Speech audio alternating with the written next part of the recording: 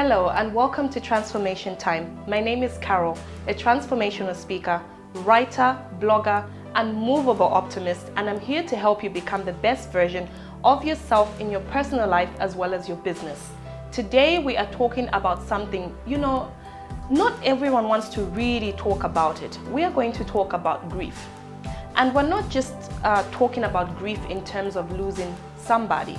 We are going to talk about grief in terms of the things that we've lost in life, the opportunities and all the things that encompass some sort of loss.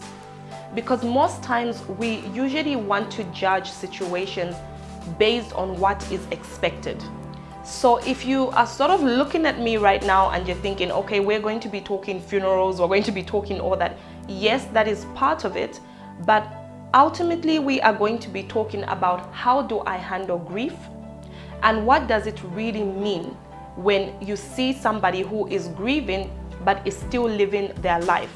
Because most times when it comes to having some sort of loss, it could be, losing somebody, it could be losing a job, it could be, losing just sort of like an opportunity, losing something that you thought, was yours forever. But at the same time, people expect you to be in a state of sadness. Now, the two things I want to look at today is it really, really wrong for somebody to have a smiley, happy face when they are grieving? And also at the same time, do we always have to cry when something that we have lost is no longer in our lives? These are some of the questions that, I usually get asked, and I thought, today, let me answer it, because I know we have this sort of like, to some extent, a superficial way of planned out living when people are now in the age of, social media, and there's less interaction, and people genuinely put out what it is that they want people to see out there. And I had an inbox one time where somebody was asking me to say, Carol, you are always so happy. You are always, positive. You are always, but this is me. I'm an unmovable optimist. And it doesn't mean that I don't have dark days. It doesn't mean that I haven't grieved. It doesn't mean that I haven't lost something. But it just matters on, why are you grieving to begin with? That is something that people don't really ask themselves. Are you grieving because it's expected of you to have a certain loss and grieve for a certain period and grieve in a certain way? What does it really mean when somebody is still, having some sort of sunshine in their lives, but you can tell, or maybe you even, evidently know that there's some sort of loss?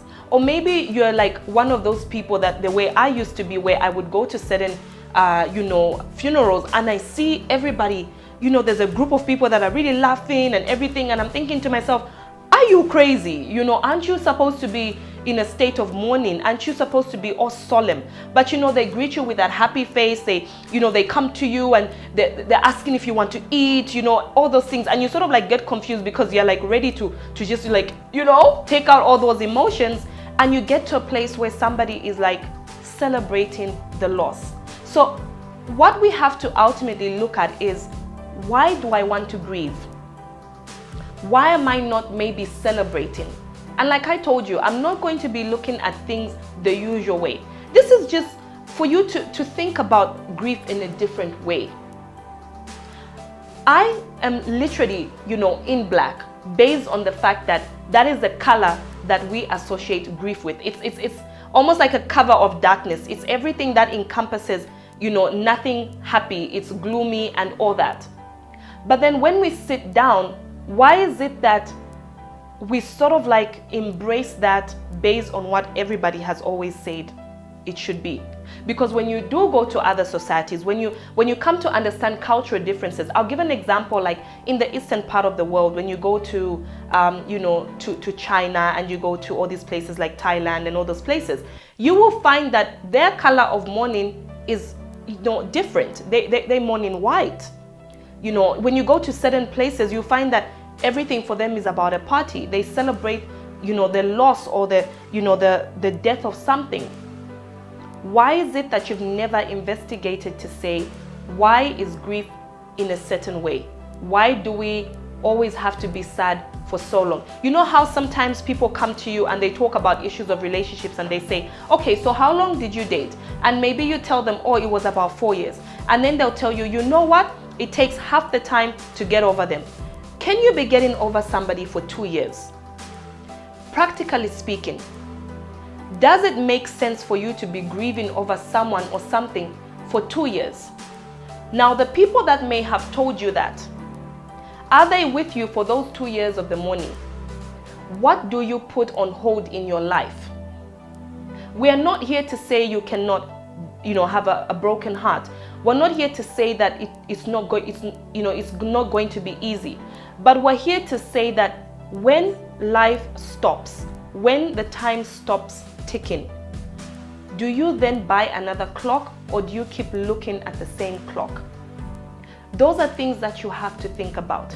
Yes, you lost that job. Yes, you lost that relationship. Yes, somebody went to be with the Lord. But at the same time, have you thought about the benefits of losing that job? Maybe it's time for you to grow and to think about the things that you could have invested in.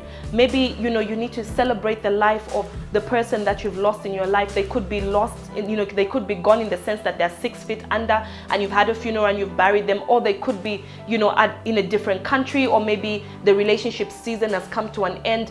Or maybe what you needed, is no longer for that season. Why don't you celebrate the goodness of what it is that you have encompassed in that time?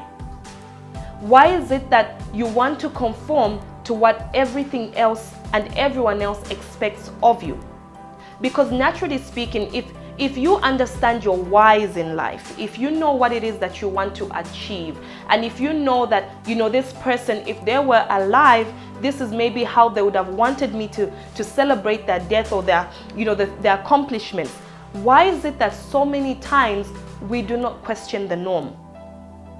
Because the norm can, to some extent, hinder you.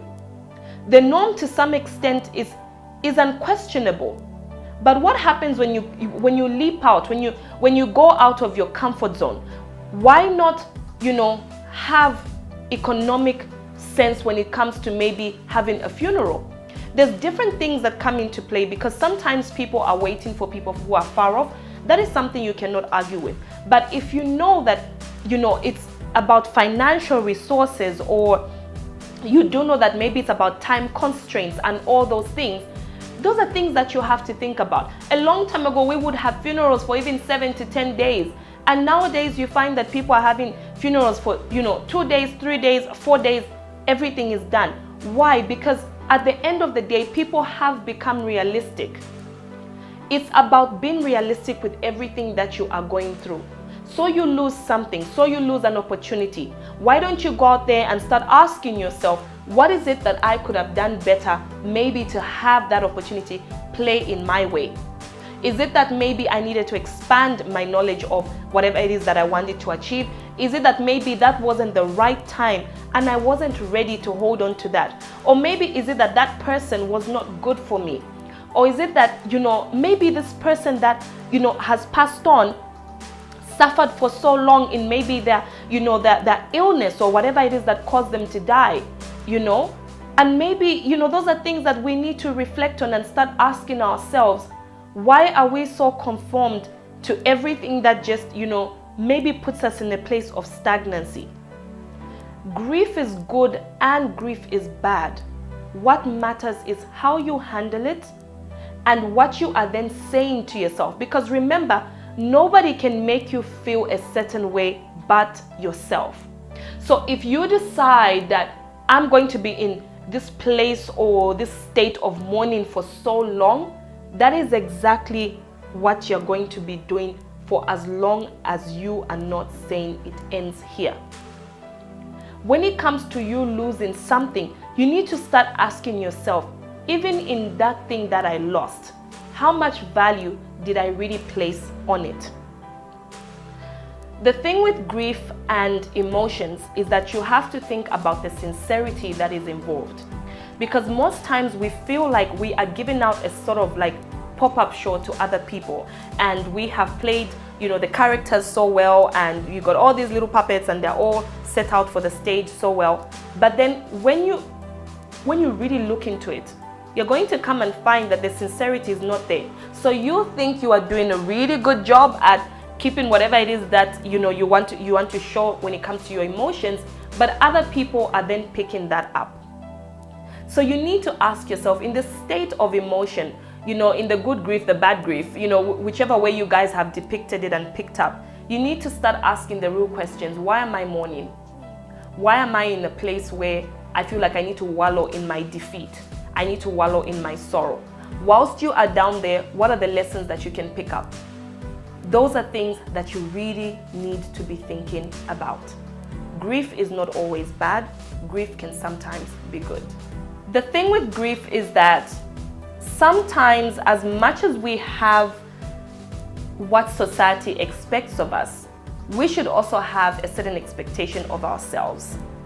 And if you know that maybe your emotions go so deep down, and this is a place where maybe you need help consistently and constantly, you then need to get a support structure. Because sometimes we cannot get out of that place. We're not here to ignore that some people going into, like this depth, this state of depression, or they're going to a place where they start reflecting and introspecting and it starts to become negative. We need to start telling ourselves and knowing who we are, so that when we are going through a tough time, when we're going through a state of grief or loss, we know who it is that we can actually count on. Because sometimes we need that support structure to get us through the period quicker. Sometimes we just need somebody to hold our hand, regardless of whatever the loss is. Those are things that you really need to be thinking about. We shouldn't just wait for situations to happen to us. We need people, and we need things that we know will surround us. If you're somebody like me, I like to get away. I like to be in a space where I first reflect, I introspect, and I get in tune with my emotions before I can then call in somebody. Other people, right from the start, from the minute the grief hits them, they want to be in a state where they've got somebody holding their hand. So you need to know, who are you when you're in a good space and when you're in a bad space. Those are all things that will sort of like cement those emotions for you to get to a place where you've actually learned what the grief was all about. Because sometimes certain things happen to certain people, or they happen to us, so that we can then reflect and celebrate what life has to offer. Because remember, as much as we may want to redeem time, we can never necessarily go back to the times that we have lost. So what are you doing today with all the grief that you have had in your life? What are the lessons that you can learn from there? What are the things that you can understand? Because grief is not so much a bad thing, like I said earlier. You can also have a good thing out of it. So understand the emotions, understand the time, and understand what it is that you holistically have to get out of it. It's not that someone should dictate to you. I'm not dictating to you how long you should mourn, how long your grief should be, but it's in understanding that for whatever duration that I am facing, for whatever duration that I want to understand this thing, is it really necessary? Am I doing this in sincerity, or am I doing this for other people, or because, society just expects that of me? Thank you so much for watching today's episode. I hope it's helped somebody out there. It's not something that can be spoken about in a couple of minutes, and we can continue the discussion on social media. So don't forget to follow me on Instagram, on Twitter, and Facebook. It's at Caro Mushota TT or Caro Mushota Transformation TV. Don't forget to just, be sincere in your questions, and there's no holding back. Help me understand that you understood what we were talking about. Or if you're not very clear, let's continue the thread. Thank you so much for watching today's episode, and we'll see you next time.